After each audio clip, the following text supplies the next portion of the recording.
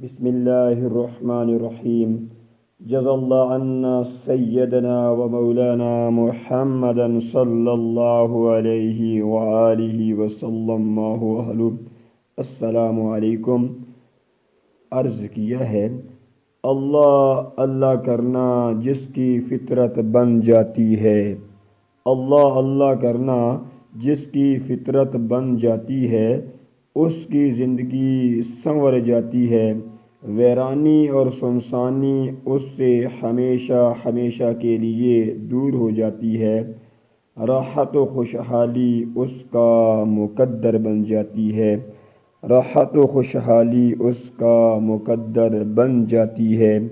اللہ اللہ کرنا جس کی فطرت بن جاتی ہے، اس کو عزت و عظمت مل جاتی ہے، کیونکہ اس کی دوستی اللہ سے ہو جاتی ہے، جس کی وجہ سے ذلت و رسوائی اس سے خفا ہو جاتی ہے.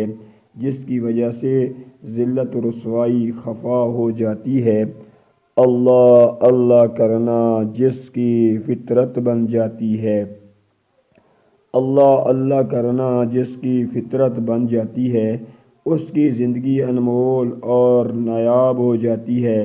وہ اللہ کو اتنی پیاری ہو جاتی ہے جتنی بہار کے موسم میں پھولوں کی کیائی ہو جاتی ہے.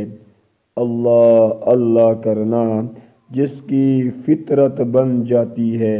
اللہ اللہ کرنا جس کی فطرت بن جاتی ہے، اس کی زندگی مسکراہٹوں اور خوشحالیوں سے بھر جاتی ہے. اللہ سے سچی محبت کرنے کی وجہ سے عاصی ہر غمی اور ہر اداسی زندگی سے دور ہو جاتی ہے. اللہ اللہ کرنا جس کی فطرت بن جاتی ہے، اس کی زندگی رحمت خدا اور شفاعت مصطفیٰ کی حقدار بن جاتی ہے.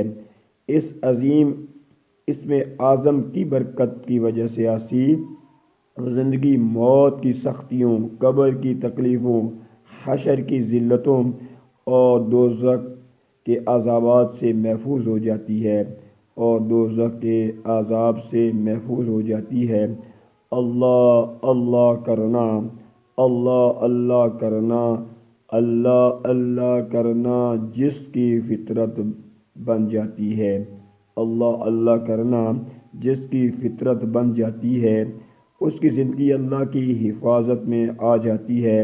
اگرچہ وہ دشمنوں کے بیچ میں ہوتی ہے عاصی، اگرچہ وہ دشمنوں کے بیچ میں ہوتی ہے عاصی، کامیاب و کامران ہر صورت میں ہوا کرتی ہے. اگرچہ وہ دشمنوں کے بیچ میں ہوتی ہے عاصی، کامیاب و کامران ہر صورت میں ہوتی ہے. اللہ تبارک و تعالی ہمیں اپنا ذکر کرنے کی سعادت نصیب فرمائے. اے اللہ تبارک و تعالی ہمیں کامیاب مسلمان بنا. آمین ثم آمین.